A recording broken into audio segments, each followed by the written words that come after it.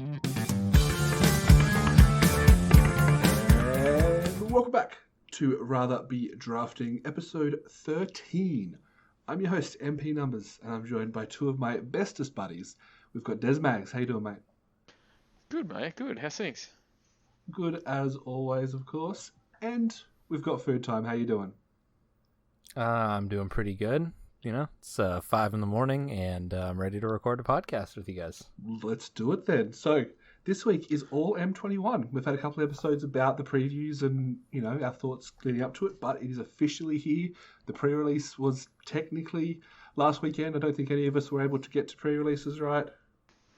No, I got massive lockdowns in Australia, or in Melbourne anyway. Yeah, I'm in the heart of Infection Valley, so no.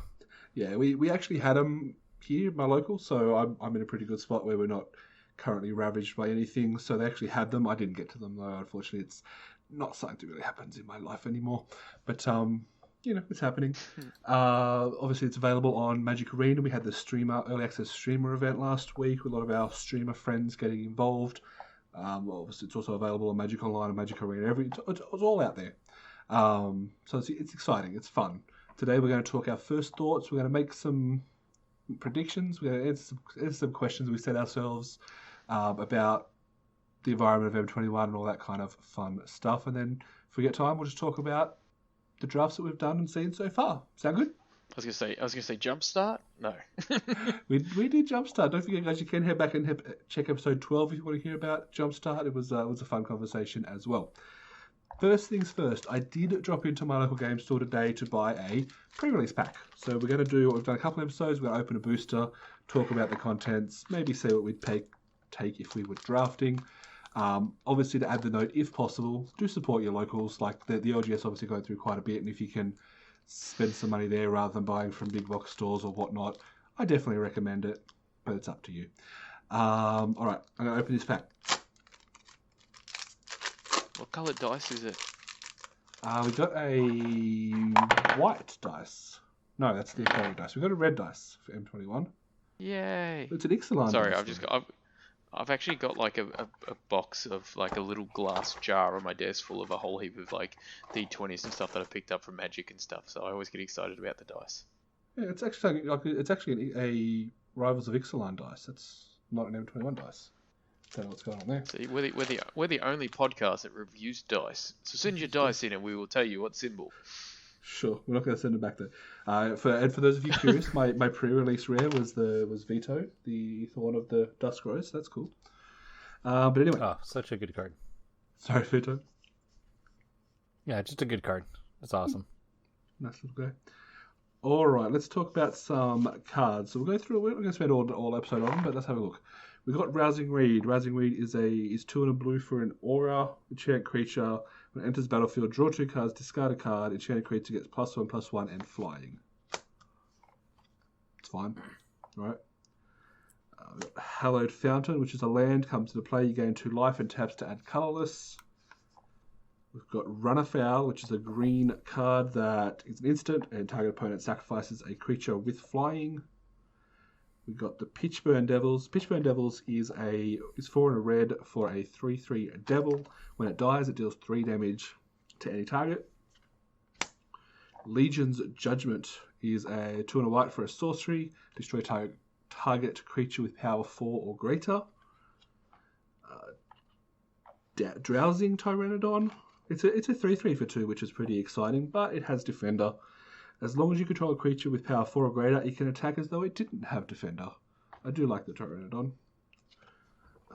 We also have Liliana's Steward, a zombie. Cost black, it's 1/2 and tap. Sacrifice it, target opponent discards a card, activate only when you could activate cast a sorcery. I love the art on that card. Right, Oh, by yeah. the way. It looks like a ghoul from Fallout. It's pretty cool. Oh my god, it does too. Hey there, Smooth Skin. It's pretty sweet. We have Concordia Pegasus, which is a 1/3. 1 and a white for a 1/3 flying Pegasus. Crash Through, sorcery for red. Creatures you control gain trample, draw a card. And our last common is Frantic Inventory. 1 and a blue. Instant, draw a card. then draw cards equal to the number of cards named Frantic Inventory in your graveyard. Any comments stand out for you guys? I think the Defender's probably the best. That Drowsing Pterodon is one that I probably like out of all them, but Futon? Crash Through, I think would be fun. That doesn't seem like a very good pack overall. Yeah, the two that I kind of put aside here is the Tyrannodon and the Legion's Judgment. What about Crash Through? I thought Crash Through would be cool. It's fine. Like, it's fine. No, it sucks. For our uncommons, we have the Falconer Adept. Now, the Falconer Adept's a 4 mana, so 3 and a white for a 2/3. Whenever it attacks, create a 1/1 white bird creature token that's with flying that's tapped and attacking. Pretty solid little white card there. We've got the Malefic Scythe, with 1 and a black for an artifact equipment. When it enters the battlefield with a soul counter, equipped creature gets +1/+1 for each soul counter. Whenever a creature dies, put a soul counter, and you can equip it for 1. Our last uncommon is Cultivate, 2 and a green. For a sorcery, search your library for up to 2 basic land cards, reveal those cards, put 1 onto the battlefield tapped, and the other into your hand. Shuffle your library. I like Cultivate. It's a solid card. It's been around for quite a while, and it tends to do pretty good if your goal is to get many lands out, right? Oh yeah, for sure. So I'll put Falconer Adept and Cultivate into our maybe pile. The site doesn't do much for me. This is obviously talking about first picks. You know, I don't think that any of those cards are good enough. Our rare at this point, I'm going to take a chance to pronounce it. Subira Tozidi Caravana. I think I got it in one. It's 2 and a red for a legendary creature, human shaman. It's a 2/3. It has haste. Pay 1 for another target creature with power 2 or less can't be blocked this turn. 1 and a red tap. Discard your hand until end of turn. When a creature you control with power 2 or less deals combat damage to a player, draw a card. What do we I'd think probably of take that, Super first pick. Super first pick, better than random commons and cultivate. Yeah. Yep, 100%. Random question. So if I pay, so for example, if I've got a whole heap of open mana, and all my guys are under 2 power, does that mean technically I could just go, I'm going to pay my 7 open mana and have all 7 of, oh, that makes it even better. Absolutely, you can. So you get 1 mana for each creature, and if you really want to, you could target the same creature twice, but I don't know why you'd want to. Doesn't it tap to make something unblockable? No, the tap is to the discard your hand. Whenever a creature you control. So what you could do, if you had enough mana, you could pay 1 to make each of your 2 power creatures unblockable, and then you could tap her and discard it whenever a creature with power. So whenever each of those creatures hits your opponent, you get to draw a card for each creature. So that's a late game play. Realistically, if you're building this deck, you're probably not wanting to get to 7 mana anyway. It's this kind of what you want to play a bunch of 2-drops in this and attack a lot, not wait till you get 7 creatures out, you know? Yeah. Cool. So, All right, so we're taking 2 power or less is the first number, isn't it? Yeah, first number. Yeah. I always get those Power ones confused. I don't know why. Power, toughness. I know, I All always right. get them confused. All right, so we're moving on. As we said, we kind of put ourselves together a little questionnaire with predictions about what we think is going to happen with the format. Let's keep in mind, before we go too far, we are not pros. We are not experts. We are not going to give you the right answers here. It's more of just a little fun thought exercise. And of course, if you agree or disagree with any of our thoughts, you can let us know on our socials. And if we get right off the bat. But let's start. If you disagree with any of my opinions, I will passionately debate you, even if you prove me wrong. I don't care. Let's go. That is your Call right. me out on Twitter. Let's have a fun little conversation about something that doesn't matter. For sure. All right, so let's jump in. The first couple of questions are all relating to the draft environment. The absolute first question is, what is the best white common? Des, go first. I picked this one for 2 reasons. A, because it just reminded me of the fact that every time I play it, I want to dab. But it's dub. So it's a 2 and a white. It's an enchantment aura, and it's an enchant creature. Enchant creature gets +2/+2, has first strike, and is a knight in addition to its other types. So I just feel like this could be a pretty fun card. And to be fair, I feel like white at the moment isn't amazing at the moment. Like for me, it's one of the weakest colors, but we'll get back to that later. But I feel like this is kind of cool. So pretty much making a small weenie, giving it +2/+2, giving it first strike, and then if there's any knight abilities as well, I think it's kind of cool. Yeah, I can appreciate where you're coming from. I personally don't think the card is very good.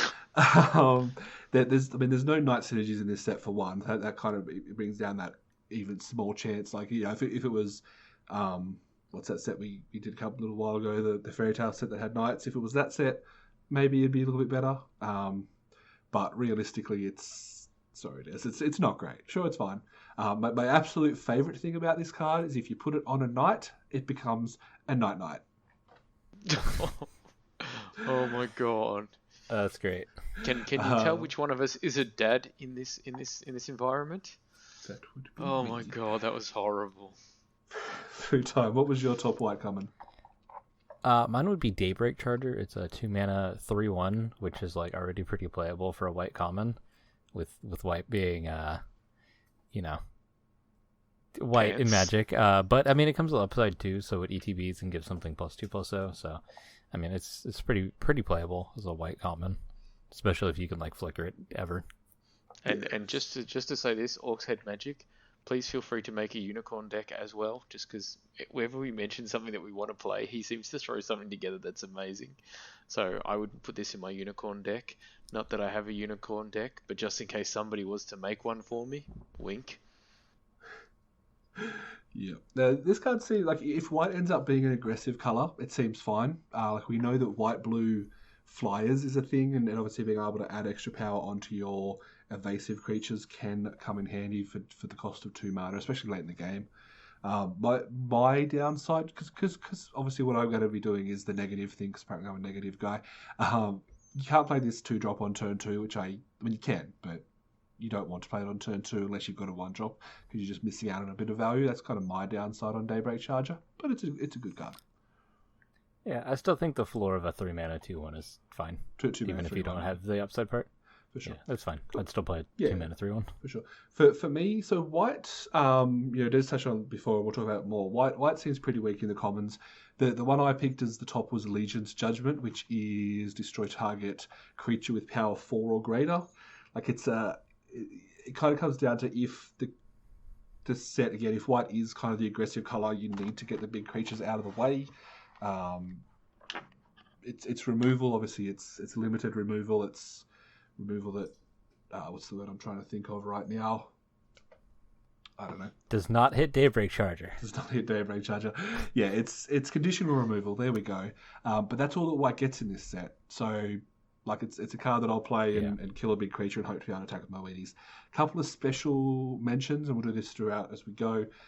Swift Response is the only other white removal spell, which is destroy target tapped creature. Again, conditional removal, so it's still great.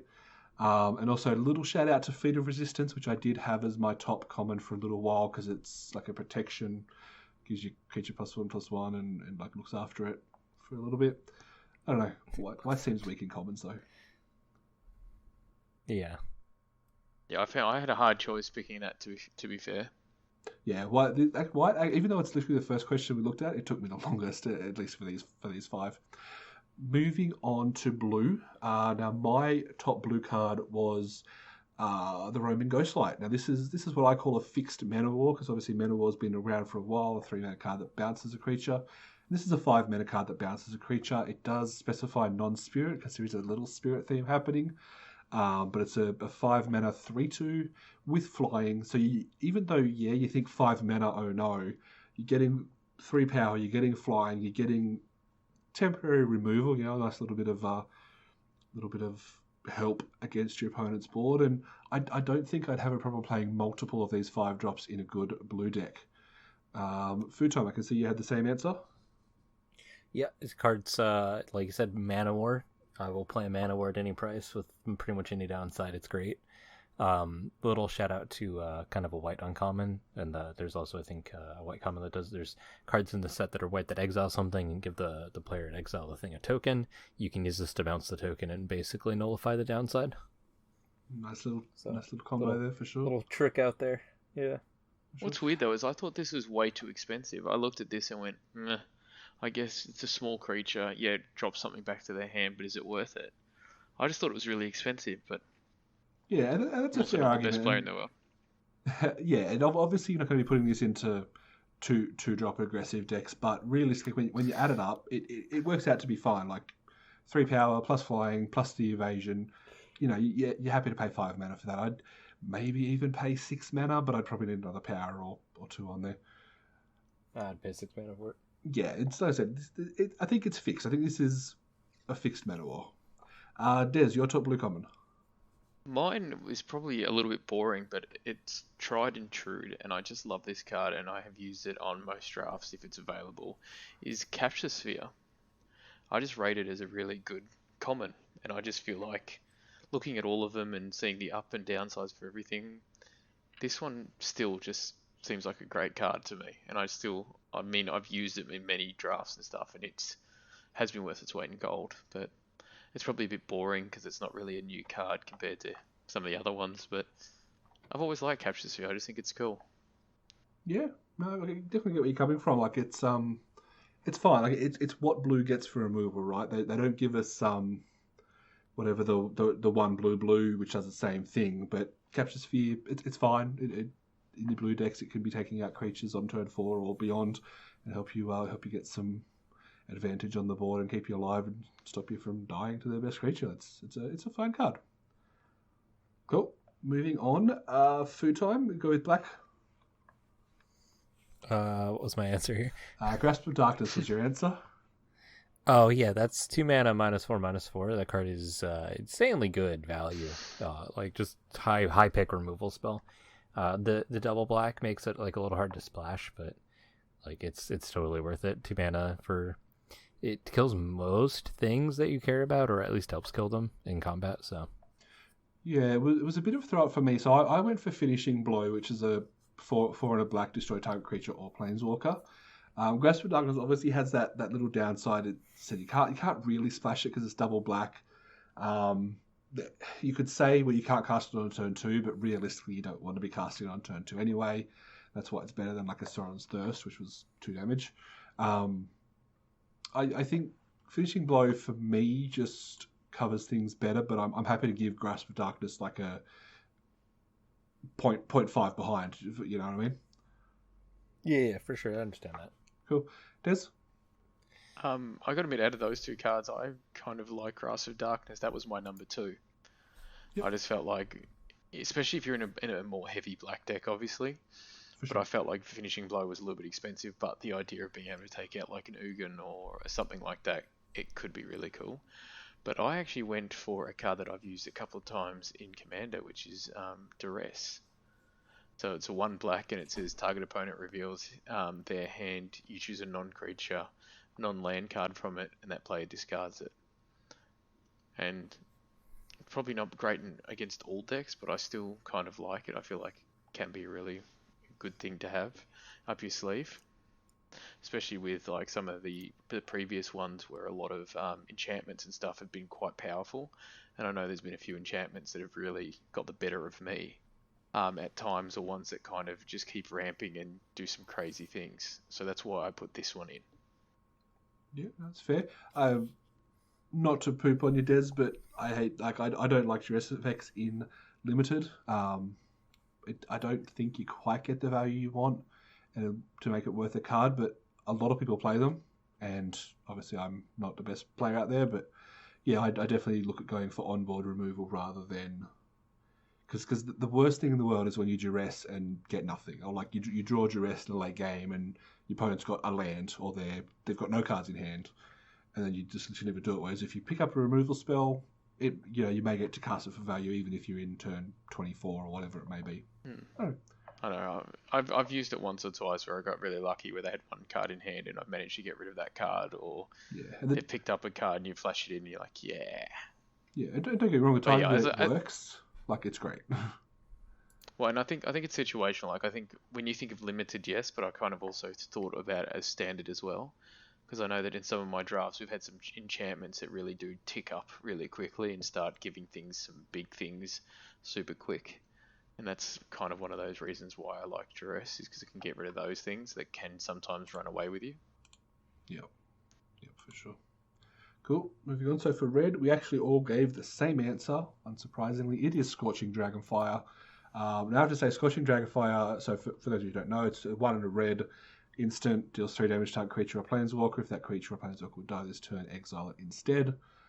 Does hold a special place in my heart because it was my preview card from Throne of Eldraine.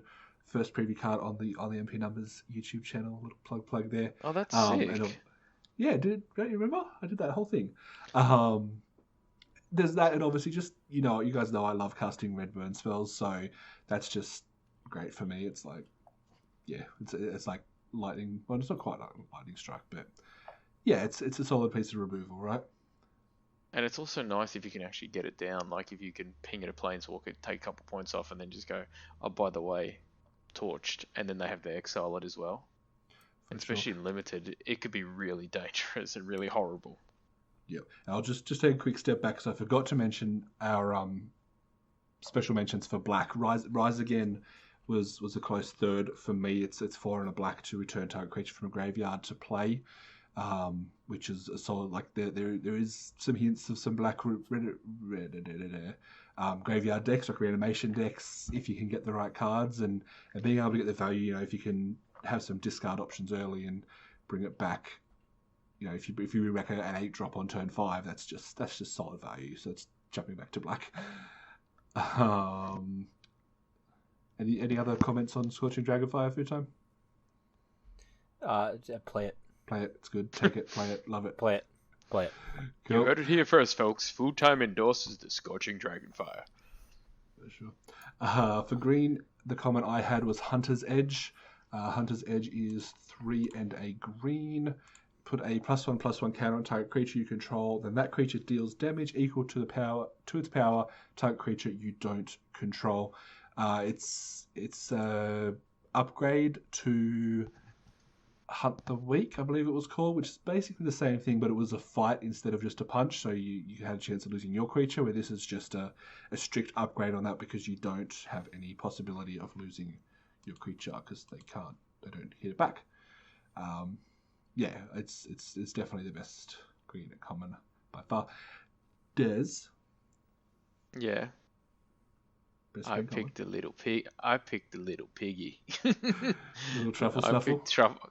There's a little truffle shuffle, as I'm going to call it from now on. But the truffle shuffle is 2 and a green, and it says when truffle shuffle enters the battlefield, choose one, put a +1/+1 counter on it, or gain 4 life.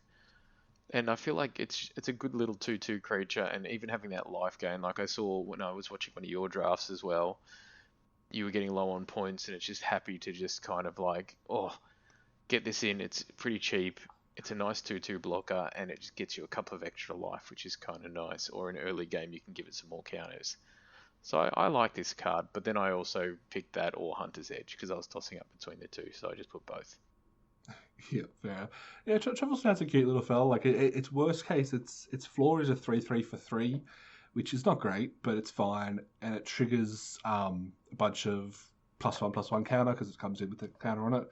Or worst case, you get late in the game, you need a body and a little bit of life to help you get through. It's fine.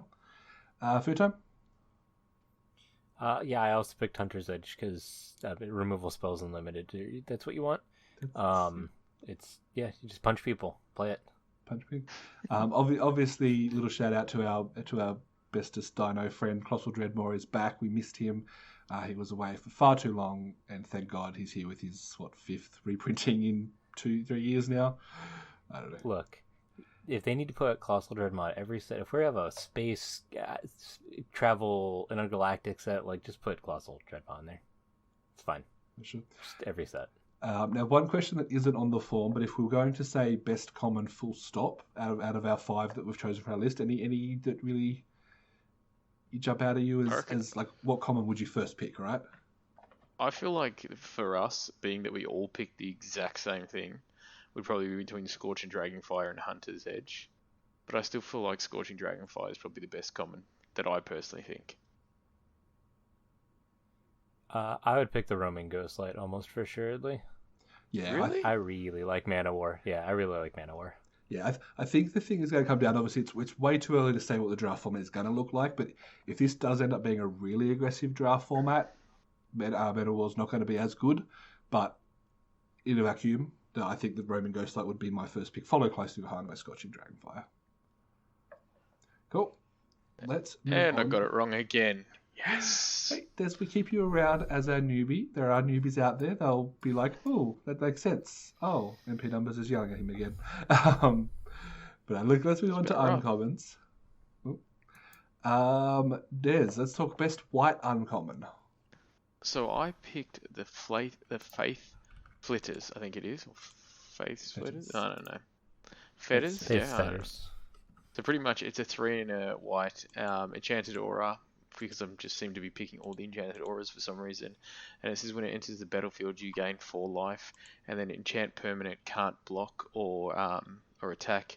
Its active abilities can't be activated unless they're mana abilities, which I think are kind of cool, and it kind of feels like it's like Prison Sphere with 4 extra life. No, Prism. Something Prism from the last one, but with extra life. What am I thinking I of? know what you're talking about. It's It's a white an card. arrest. It's a Prism card. Oh, you mean like the prison, the Ugin's prison that exiles and scribe on? No, maybe. I'm not sure. Maybe. It was in the last set. Possibly. It's similar. Like this is an arrest. So arrest is a card that's very similar, but it costs 1 mana less. It doesn't give you the 4 life. Yeah, I mean, for those of you who've been following my picks, I have a pretty common theme in that they're all removal based, and Faith Fetters is mine as well, just because it's a great card that knocks out your opponent's best creature, gains you 4 life, and even the pacifism issue where they can still activate the abilities, it doesn't do that. It gets rid of any activated abilities. One more thing. Is this target enchant permanent? Yes, You can hit planeswalkers with it. absolutely can hit. Yeah, I know. with it. That's why I like it, because even I got that bit. I was like, "Oh, what means that?" It was Prism Realm was what I was Prism thinking Realm. of. Yeah, it's similar. So Prism Realm actually removed it from the game. So the one place where Faith Fetters doesn't come into play is things with static abilities. So attacking creatures get +2/+0 or something. That still stays. Food time. Your best white uncommon. My best white uncommon is Angelic Ascension. It's 1 and a white for an instant. Exile target creature or planeswalker. Its controller creates a 4/4 white angel creature token with flying.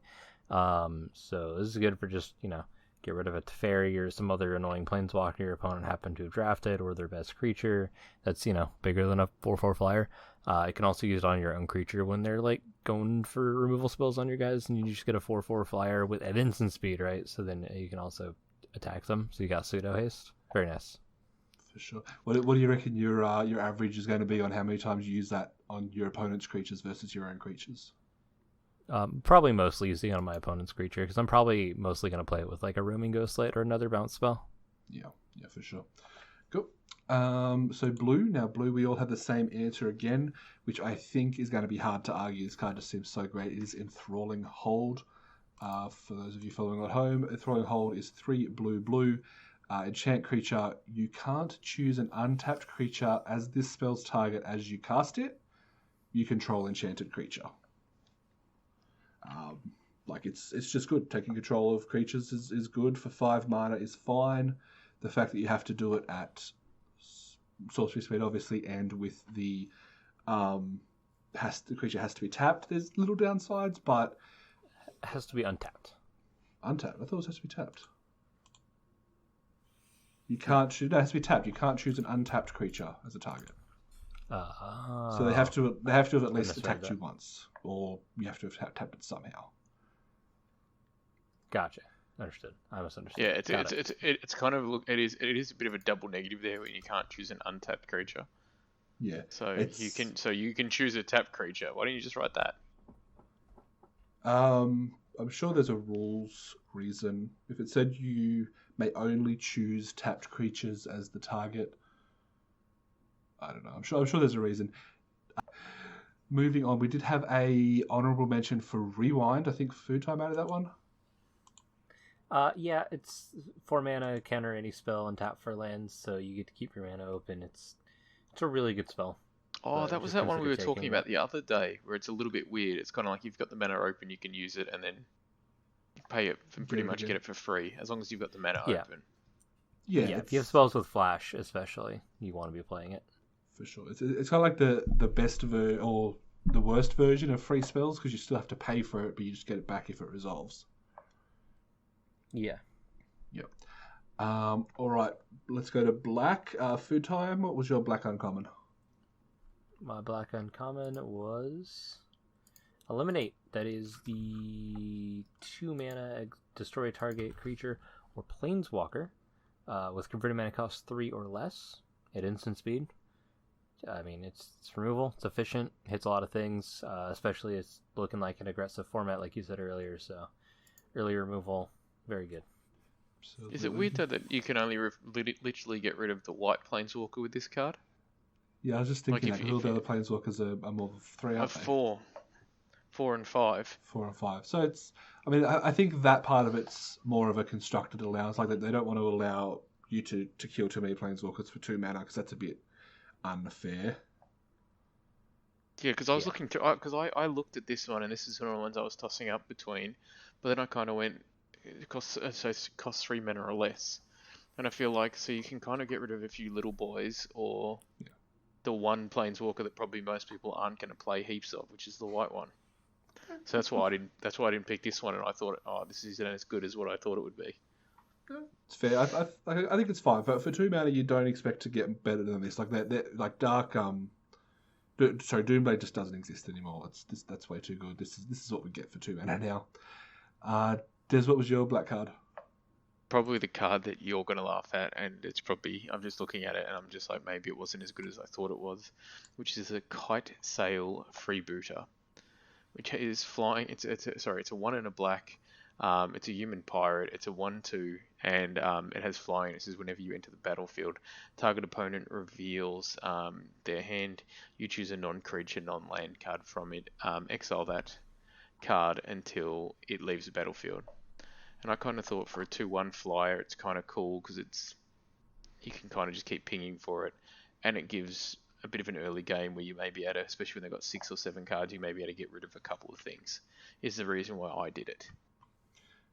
Yeah, I don't disagree as much on this one. This is better than Duress. This is a 1/2 that has Duress as an upside, so it's definitely better than like just straight up Duress, because sometimes you don't hit, but you still have a 1/2 flyer on the board that can do some stuff, right? Cool.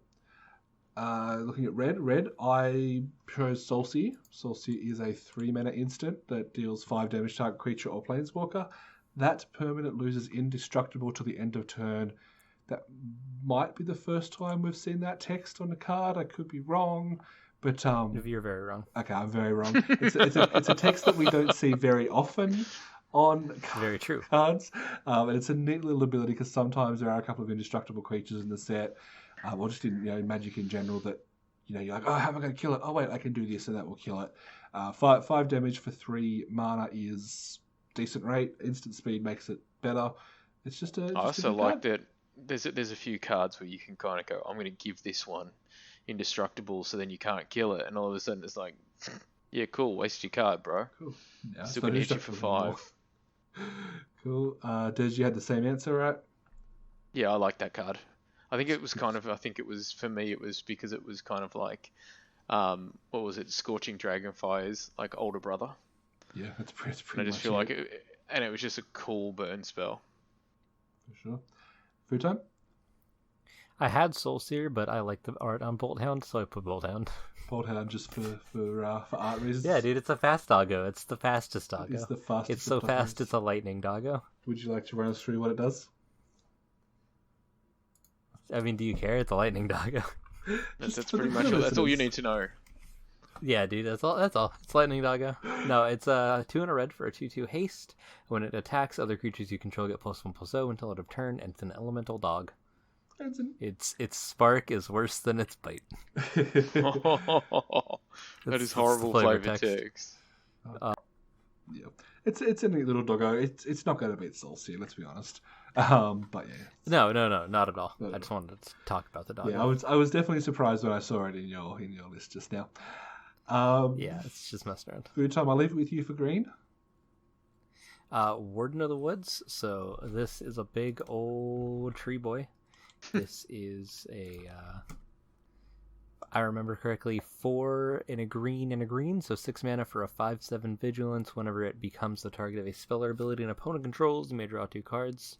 So I like this card for a lot of reasons. It's got more than 4 power, so it fits really well in the green-red deck archetype, and it cares about drawing cards, so it fits in the blue-green card draw archetype, and also it's like a big beater with vigilance, so you just want to attack with it. It's fine, and if they try to kill it, you draw cards, so it's great. The only downside I see is that it says spells or ability and an opponent controls, which means you can't kind of cast things. If this let you draw cards off your own spells, it would actually be broken. Oh, okay. That's what I thought. I'm like, that'd be cooler. But okay, so that would just be broken, especially for an uncommon. Yeah. Derek will shut up now. Derek, start talking and tell us about your favourite green uncommon. Well, this is probably also one of my favourite cards of the deck. It's just pretty. So it's Garrick's Uprising. So it's an enchantment, it's 2 and a green, and it says whenever it enters the battlefield, if you control a creature with power 4 or greater, draw a card. Creatures you control have trample. And then it says whenever a creature with power 4 or greater enter the battlefield under your control, draw a card. So I feel like this is kind of cool, where everything has trample. Every time something comes in that's a big boy, which is you want with green, you just get card draw. You get card draw as soon as it comes in if you do it a little bit later. I just feel like this is a cool card. And it's got Garrick on it looking like a badass. Yeah. I mean, you're completely right. It's a card that's definitely going to have good playability in this format. Like, just having creatures with 4 power in play is something you're going to want to be doing, as Food Time said, in those green-red decks. I've found the drafts I've done, which is 2 now, my green decks have been more green-white, which tends to have a lot of 2 power and 3 power creatures, so you can't just put it into every green deck, which is fine. But in the decks that it's supposed to be, those green-red big boy decks, it seems pretty good. Like, it seems pretty solid. I think it's pretty easily the best green uncommon. Just remember, my black card was Duress. Just saying, there's a perfect target right here. This is a boy you want to get out of people's hands. Yeah, I'll give you that. I did have a special mention for Fungal Rebirth. Again, looking at those reanimator decks, kind of. It's 2 and a green for an instant. You can return target permanent cards, that's creature, planeswalker, enchantment, etc., from your graveyard to your hand. And if a creature died this turn, you create 2 1/1 green sapling creatures. So it revives something from your graveyard, and if you play it right, you get a couple of extra creatures in the battlefield, little token fellas in the battlefield, which is a nice little bonus there. Cool. Continuing on. So the next question is, what is the bombiest bomb? I have to admit I stole this one from Limited Resources Sunset Show. So the question is, like, what rare do you most want to open? Do you most want to be able to open, to be able to play with, to build around? For me, it's Ugin. Like, Ugin obviously has his downside in that it costs so much. But if I open an Ugin first pick, obviously you're taking it, and then you're going to try and build a deck for him. You're going to try and build into a ramp, ways to keep yourself alive until you can cast him. And then once you cast him, you're just going to win the game anyway. So Ugin, obviously being colorless, keeps you wide open as well. Yeah, it's not good enough that if you open it in pack 3 when you're already heavily into blue-white aggro or something, you're not going to put it in that deck. But if you open it first pick, you can build around it. You'd still take it. I won't lie, if I opened it in pack 3 and I'm not going to use it, and there's nothing that's going to be amazing, I would still grab Ugin just for I'd hope there'd be something better, but I mean, I'm thinking arena, because obviously there's no money there, but yeah. Yeah. Des, what was your answer for bombiest bomb? I feel like Ugin is the very generic choice, and you look at Ugin, you go, oh my god, this is amazing, but I feel like by the time you play it, by the time you tick it up 3, and you actually get his ultimate off, I just feel like it's kind of like the game is probably going to already be over, or you're already far ahead. and I just feel like Ugin's just a bit too overpriced. So for me, I did stick with green, and it's more just because I really like this card, which is Garrick Unleashed. So obviously it's two green and two up to one creature gets +3/+3 and gains trample until the end of the turn, which I just feel like just ticking it up one is a bit of fun. For -2, you create a 3/3 beast token. If an opponent controls more creatures than you, put a loyalty counter on him. So which means you pretty much at times you could be getting this just for -1. And then his ultimate obviously is you get an emblem with at the beginning of your end steps you may search your library for a creature card, put it onto the battlefield, then shuffle your library, which seems to just be like free creature every time. Yeah, And that's just me. Garrick seems great. Like it's I mean, it's a planeswalker, so same as Ugin, so they're going to be great basically. I can definitely see Garrick doing some gross stuff on the boards. And Food Time, what was your bomby bomb? So my bombiest bomb is probably Brash Taunter, and that'll probably say a lot about me as a player. So this is a 4 and a red for a 1/1 creature goblin with indestructible, and whenever it is dealt damage, it deals that much damage to target opponent. And 2 and a red tap, it fights another target creature. Yeah, that's kind of sick. Unless you exile it or use that one specific red card that removes indestructible, good luck. Like this card is nearly, I think, unbeatable. Like on the ground, like if they play a big creature, you just fight it every turn until they die. Yeah, it's or you just block forever until they die. It's so gross. Like it turns off your turn unless you have either exile or a way to kill it. Like you're locked out from attacking until you know you can attack for lethal. Trample works obviously because trample you have to assign lethal damage, but there aren't that many creatures with trample, and yeah, I played against this in one of my drafts, and I didn't realize it had indestructible, so that was an experience. Oops. One thing I do like about this card, and I think that Food Time will probably be a little bit disappointed about this, is that you can play 4 of these. Like it's not a legendary creature. Oh right, yeah, no, that's great. So which is bad for Food Time in regards to he can't make it a commander. But I do think it is kind of like, can you imagine playing this as a commander and I'm going, all right, I'll block with this. Oh look, I'm doing 10 commander damage because you hit me with a 10. Ha ha ha. But so I do think commander damage is only combat damage. Aww. Damn. I wish that wasn't stupid. That'd be too easy. Okay, well then it's not as good as I thought it was, but still, I feel like the fact that it's also not a legendary creature means that you can put 4 of them out if you choose to. Just makes me happy. Have them for sure. Yeah. Giving a special shout out as well to Baneslayer Angel. Obviously, Baneslayer Angel, it's a solid, beautiful white angel, and has a bit of a history as being one of the most strongest creatures out there. So it definitely gets a mention. I didn't put it as high at Ugin because I think white is a weaker color, but yeah, Baneslayer Angel does get a special mention as being a bomb. If I open it first, I'll be playing white and to player. Cool. On the other end, what card do we think will be the most last pick, the card that nobody takes, the one that's just left in the pack until last, that nobody ever wants? Food Time, we'll start with you this time. Probably Ruined Halo. It gives you protection from a named card, which sounds good on paper, but in practice is bad, realistically. Like, it's so narrow. Yeah.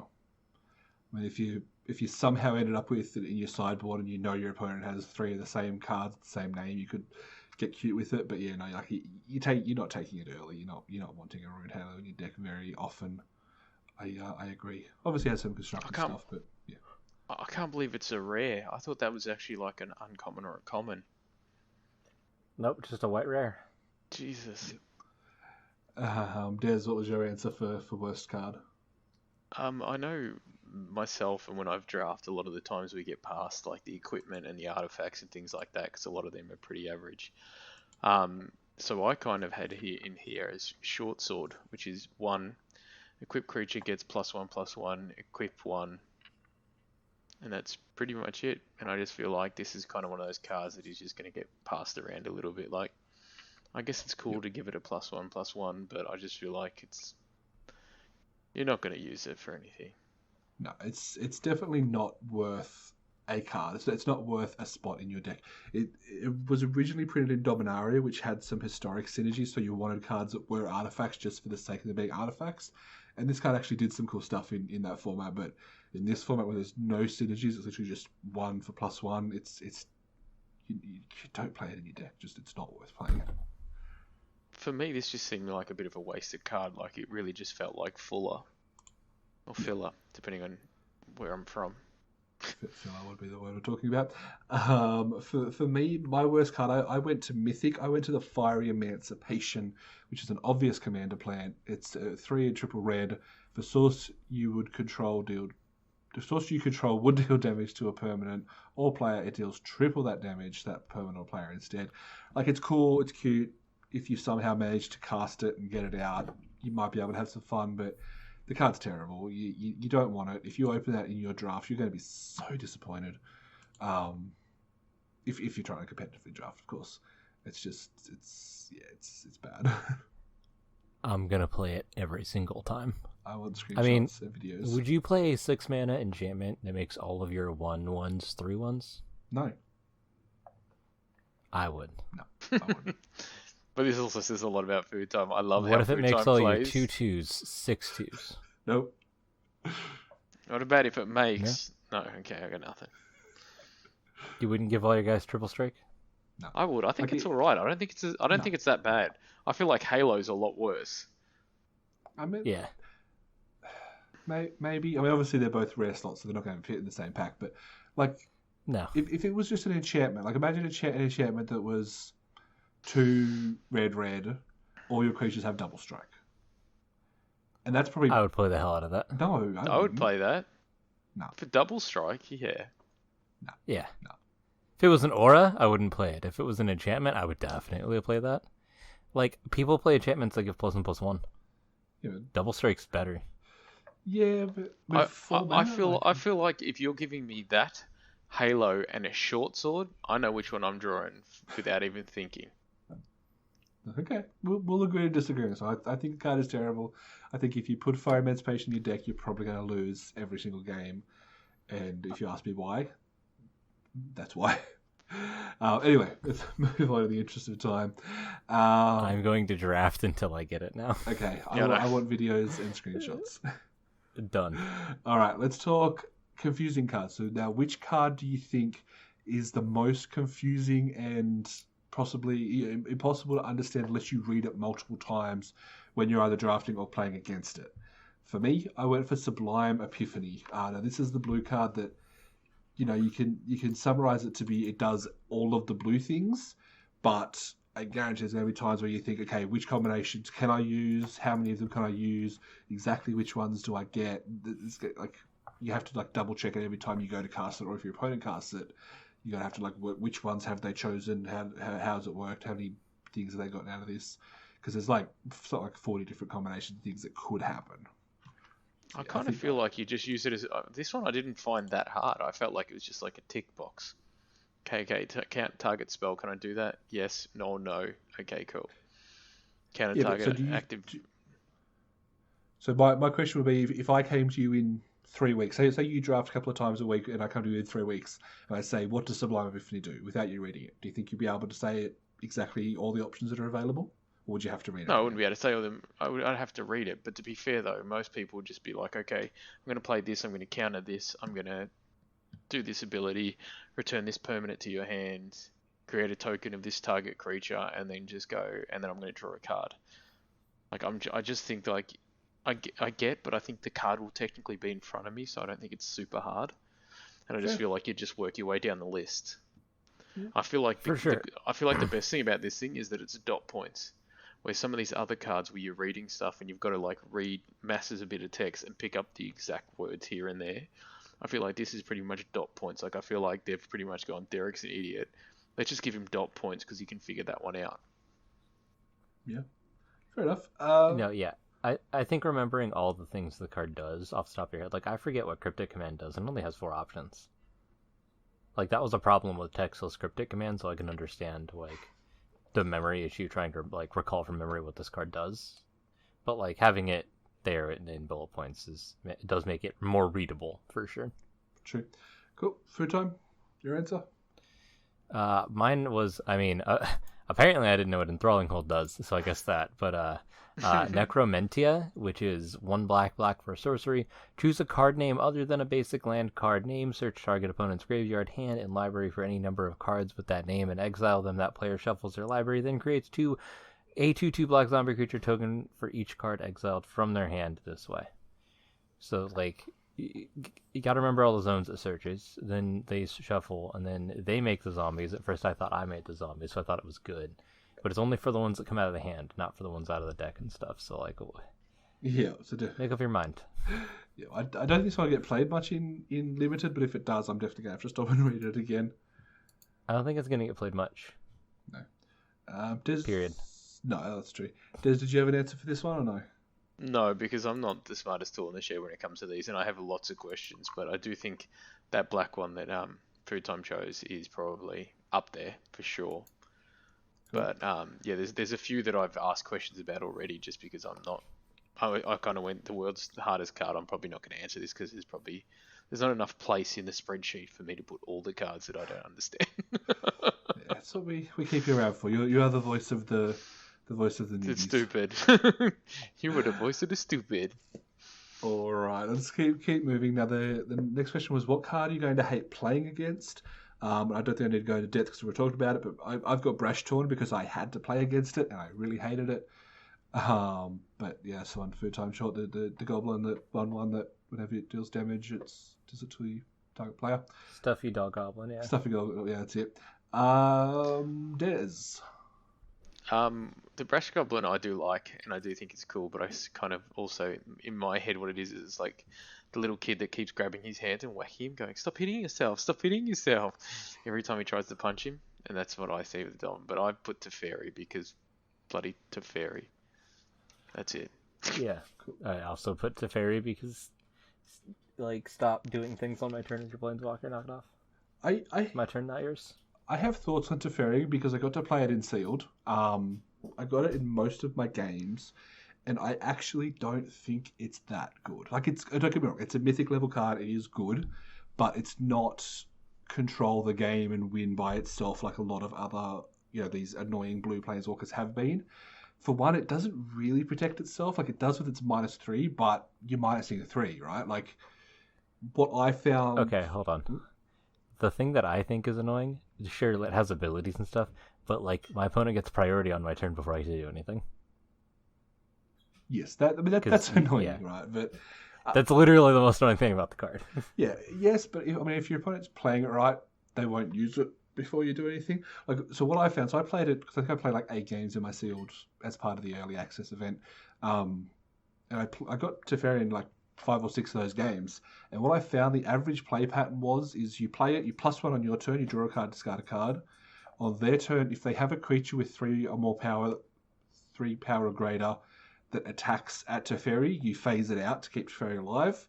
Then on your next turn, you draw a card, and then on their turn, you draw a card and Teferi dies. Like, so it's, it's 4 mana for 3 cards over 3 turns, plus you save yourself a little bit of life. So don't get me wrong, it's good. I'm not saying it's not a good card, but I don't think it is break the game being as annoying as some of the blue Planeswalkers have been. Like, even just recent Teferis were better because they had like the bounce and the stuff, the stuff. But it says Teferi. That's enough for me. Yeah, it's true. I don't know. That's my thoughts. I don't know, but I could be wrong. Now, what's the newbie test? This is something I thought of now. What's the card that people, that might be newer or might be Des, will want to play, will draft early? I mean, the obvious example here from fans of the podcast is Colossification. Terrible card that only Des will take, and he'll play it, and you'll sit there against them, and you'll be like, all right, guess I get a free win. Sorry. Did I not win with Colossification? I won with it. Anyway, that was just the context for this kind of card, because you know what I'm trying to say. Food Time, what was your newbie test card? Speaker of the Heavens. It's a 1-mana 1/1 Vigilance Lifelink, which is kind of cool. Tap, create a 4/4 white angel creature token with flying. Activate its ability only if you have at least 7 life, more than your starting life total, and only any time you could cast a sorcery. people are gonna build around this card and put a bunch of junk ass like lifelink, gain life, bad cards on their deck, and they're not gonna win. Yeah, fair call. I won't lie, I looked at that one as well and just went, it sounds cool, but it's just like, nah. Yeah. Des? The one that I actually put was, I think, what was it? The Azura, I think it is. Lost by Seeking. So, Azusa, yeah, Lost by Seeking. So it's 2 and a green. And it's a legendary creature, human monk, and it says you may play 2 additional lands on each of your turn. And I feel like people are going to go, oh, sweet, I can play all these extra lands. Put it in their deck and go, yeah, cool, because I can ramp with it. But I'm like, unless you have the lands in hands, it's kind of doesn't seem as good. And not to mention, when you want your early lands, which is early on, chances are you're not going to be able to play this till turn 3, maybe turn 2 at the earliest. And I just feel like people are going to get really excited about this card, and go, actually, it's not that good. And not to mention, yeah, you're like, sweet, I get to play that extra land, but then I'm not going to have one for next turn, so it's not really any much better. Like, you know what I mean? Like, unless you draw 6 lands in your opening hand in this card, I kind of feel like it's not really worth it. Or if you've got a lot of card draw to be able to get those cards in, I do feel like this is kind of one of those cards that sounds really cool in theory. And to be fair, I won't lie, I thought the exact same, where I'm like, this is really cool, I get to ram really quick, and then I'm like, unless I can get those lands in my hand, I kind of can't do anything. So that was what I picked. Yeah, so there's no 1 mana dorks in this set, so for limited, you're never getting this out before turn 3. As you say, like your best case scenario, sometimes you might play this on turn 3 and then play lands 4 and 5, and next turn be able to do a 6 drop, but that would be all of your cards, so you'd be literally without any cards, and hopefully you don't have any removal spells on your opponent's side. But I agree. Like your best case scenario, this is you've got a 1/2 for 3 that you might play an extra land on turn 3 or 4. That's kind of the best case scenario for a Suzerain Limited. So my choice was 9 lives. Like, this card seems cool, but really it's just a bunch of fogs. If you're under any pressure at all from your opponent, this is going to buy you a couple of turns. Maybe if you get really lucky, you can draw out of it, but it's just as good as having fog for maybe 2 to 3 turns, depending on how pressuring your opponent is right at the time. But didn't Food Time have? I thought Food Time had a good strategy with this card. Not draft. Not for draft. This is draft. Yeah. Oh yeah, sorry. Yeah, like, and there'll definitely be people, talking to the newbies.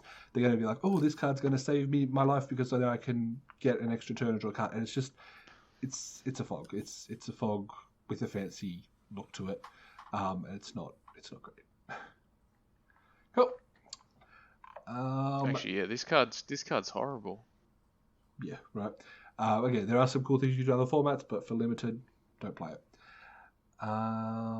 Now, in the interest of time, we were going to have a little chat about standard, but we're going to skip that and jump straight to Food Time's favourite format, Commander. Yay! So 2 big questions here now. Are there any commanders that catch your eye that you might want to look at building a deck around? For me, I went with Veto.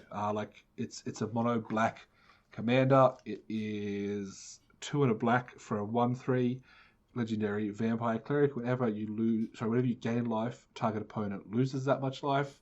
And for 3 black creatures you control gain lifelink until end of turn. Again, I'm going to stress this. I don't play Commander. I don't like multiplayer games, but this is the kind of thing I would want to build around if I did. Like a Commander that isn't getting in there, but you more sit back and use its abilities to gain advantage. Like, I'd be happy to build this around some kind of mono black, vampire control deck where I can gain lots of life, drain the opponent slowly, and hopefully not get ganged up on and die like happens every time I play Commander. Des, what was your legendary you want to look at maybe putting Commander around? Well, the one that I actually looked at, and it was mainly just because I want to kind of make a cat and dog deck, was Ren and Stimpy. Just because I just thought it'd be fun to make a cat dog deck that I just thought would be fun. I know Orcs Head Magic made us a dog commander deck that was absolutely amazing and had this card in it, but I feel like this could be a really fun deck, and I mean, for me, I'm more of a casual commander playing, like we're not going for amazing things, but I just feel like this would be really, really on point for theme and stuff, and I just kind of thought this would be cool, but it was more just, yeah, I just keen to go, I'm going to play cards that I like, that are little, cute little cats and puppies, and they just go, here's more cats and puppies, and then you just kind of fill the board. I just kind of thought it was fun. Yep, and let's clarify, the card is Rin and Seri inseparable, just for those of you playing on home. Do you have the card up, Des? What does it actually do? So it says here, whenever you cast a dog spell, create a 1/1 green cat creature token. Whenever you cast a cat spell, create a white 1/1 dog creature token. And then it says Ren and Stimpy deals, and sorry, for a red, a green, and a white. It says Ren and Stimpy inseparable, deals damage to any target equal to the number of dogs you control, and then you gain life equal to the number of cats you control. And I just feel like this could get out of hand very quickly. It could definitely be fun. All right, Futon, I saved you for last. What crazy things are your mind brewing with new commanders? So to be honest with you, I think the commanders from Jumpstart are a lot better than the ones from M21. I think that's kind of intentional. But I do like Rada, Heart of Keld. It's 3 mana, red, green, and a generic for a 3/3 legendary creature, elf warrior. As long as it's your turn, Rada, Heart of Keld has for a strike. You may look at the top card of your library at any time, and you may play lands from the top of your library. And then for 4 green, red, so 6 total, Rada gets +X until end of turn, where X is the number of lands you control. So just kind of a cool play lands, punch people with my big elf, smash people with my big lady, like fun commander. I just think it's gonna be probably seeing a lot of play.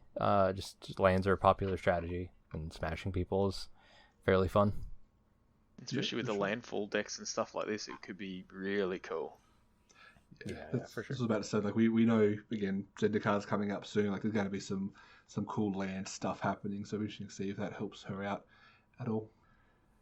The other question I had for Commander is, are there any upgrades for Commander staples? So, for example, like, to took a recent example, we had Ram Through, which was just a straight upgrade for Rabid Bite.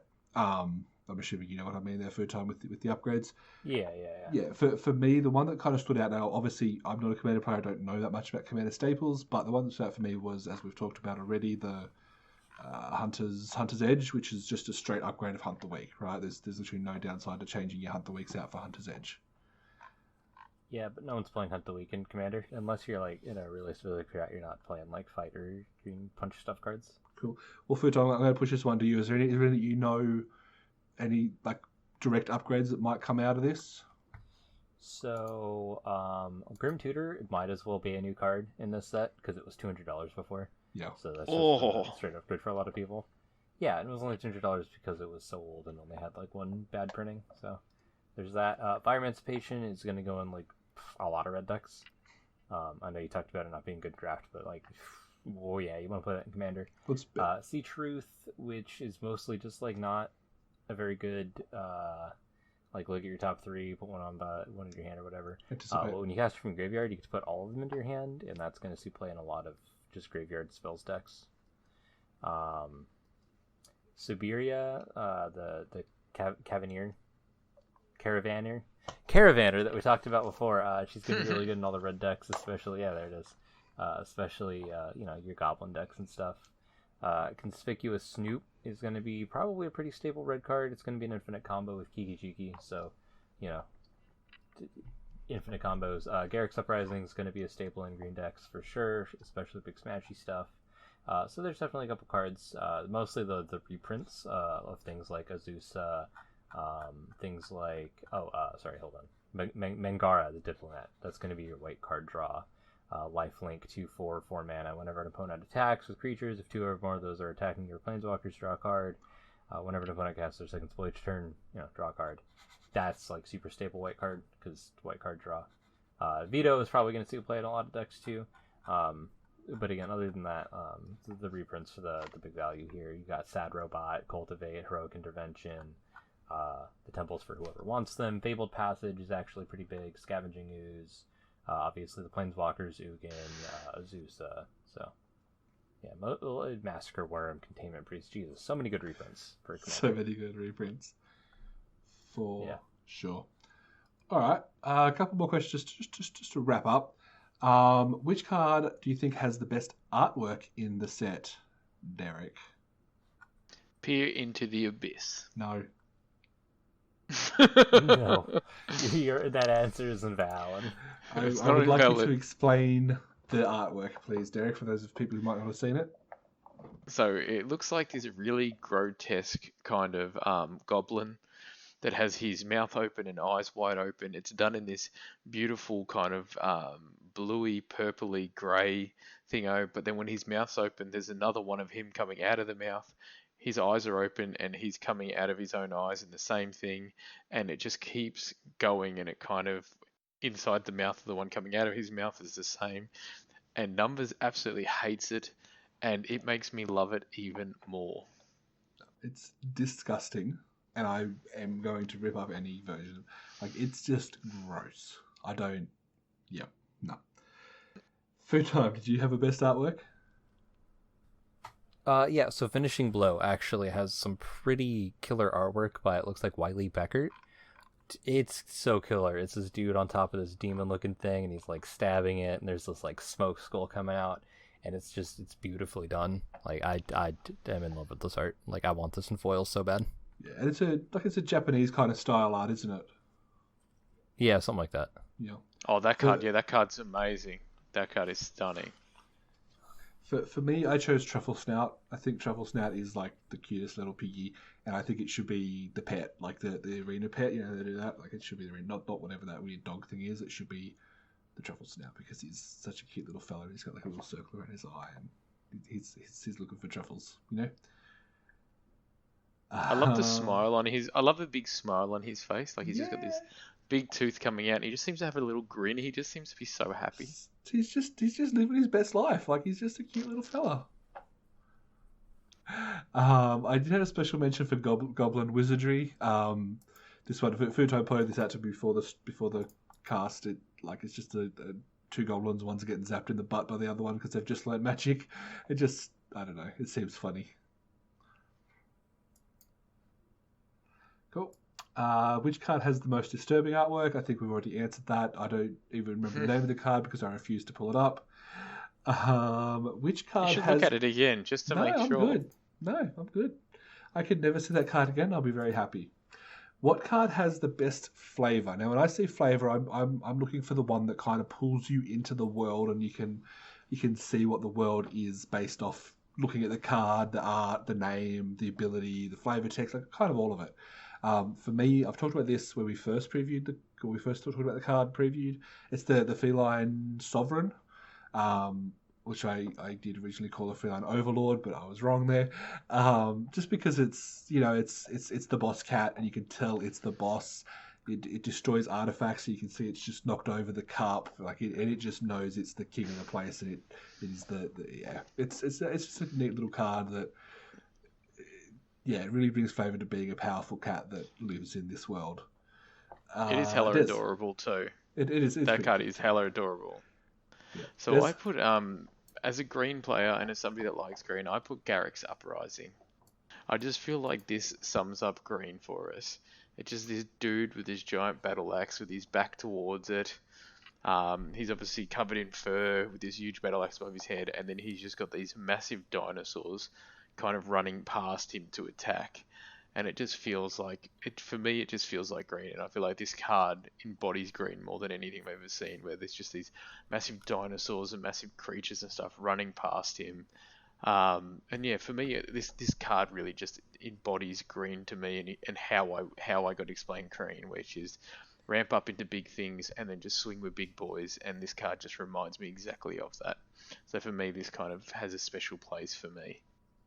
Sure. The only thing that annoys me a little bit, like I agree with you, it's a cool card, a cool artwork, cool thing, is the artwork. If you show me that artwork standalone, I would think it was like an overrun effect, like all creatures you control get +3/+3 or something like that. Like, it just looks like they're charging into battle, not just kind of appearing and drawing cards, you know? Mm. Cool. Food Time, any thoughts on flavorful cards? Rise Again's pretty perfect. If you showed Rise Again to a player that doesn't play Magic, they would perfectly understand everything this card is about. Yeah. Yeah, for sure. Yeah. Special shout out to Rambunctious Mutt. It's literally just a dog knocking stuff over, and that's just hilarious. Is that the derpy looking one? Yeah, he's just derping around, breaking artifacts and stuff. That's great. Absolutely. All right, I think that's all. Are there any other questions you guys wanted to chuck in at the last minute here? No. Cool. I think we've talked a lot. Obviously, we focused on the drafts, I think, because we are rather be drafting. But it was cool to look at the commander because that's kind of what we talk about as well. There's obviously things we talk about with standard, but let's not worry about that too much. It'll be interesting to see, if we come back in 2 months and see if our answers have changed, where everything's up to, what the format looks like. But yeah, I think as general, I've done 2 drafts. The set, it seems fun for a core set. I guess would be my sum up. I think I've said quite a few times on my stream. It's fun for a core set. It's definitely not as deep as some of the sets we've been in, but it's fun. Real quick food time. You've done a couple of drafts. What's your first 1 minute, 1 sentence thought? It's core set.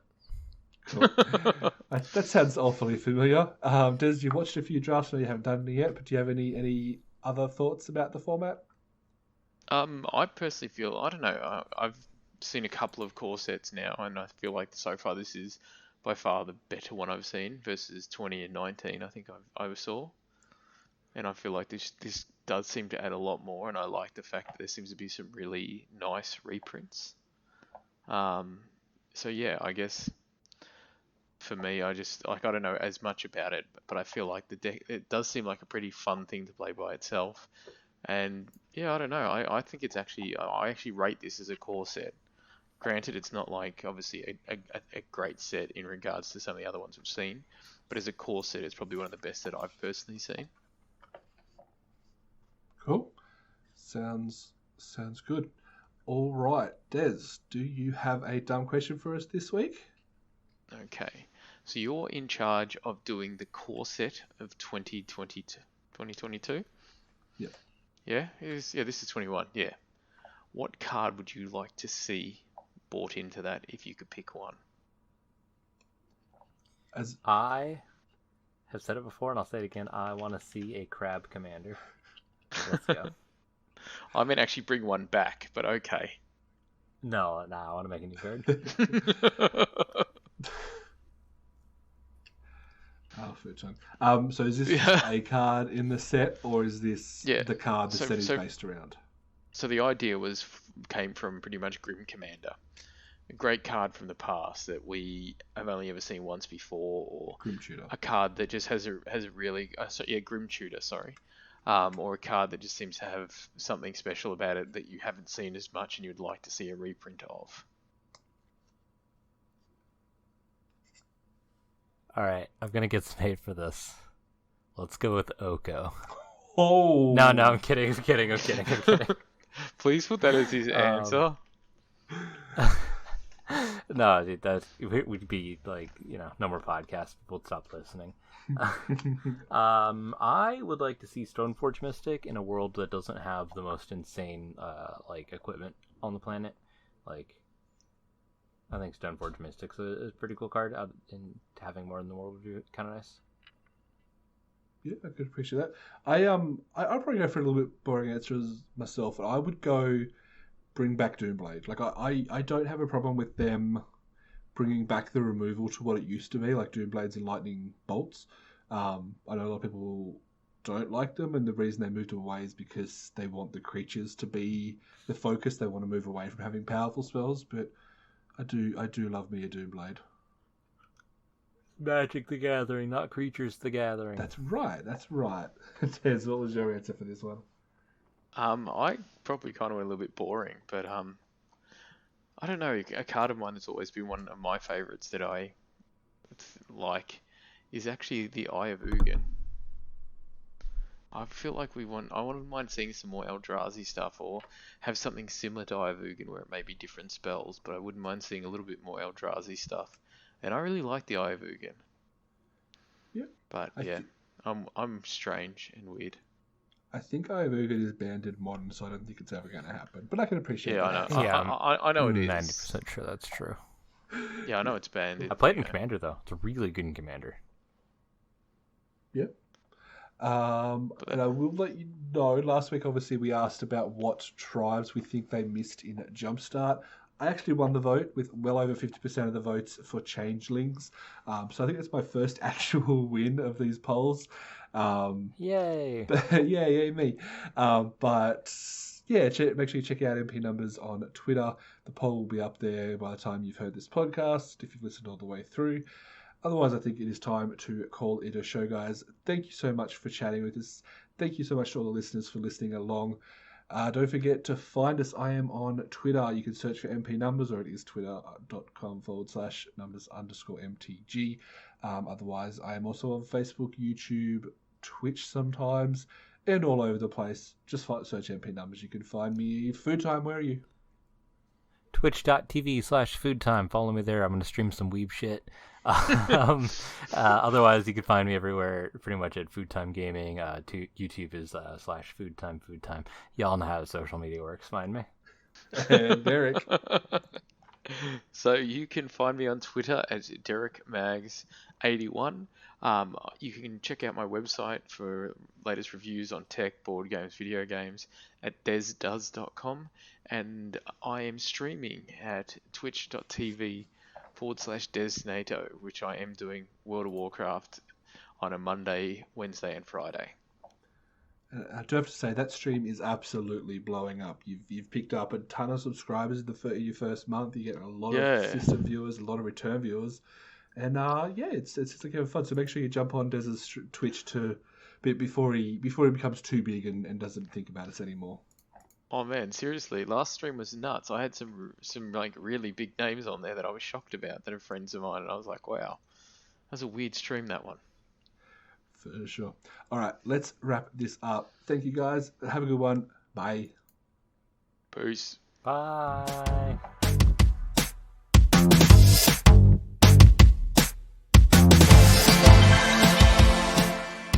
And Food Time, how are you? I'm doing pretty good. A little tired, but oh god, that's a big spider. Oh shit, hold up. Please leave that in, because that's just too funny. I'm having existential dread. Give me. Mate, you have not seen spiders in Australia, bro. No, I know, but it was in front of my face. Okay, give me. I'll be right back. Okay.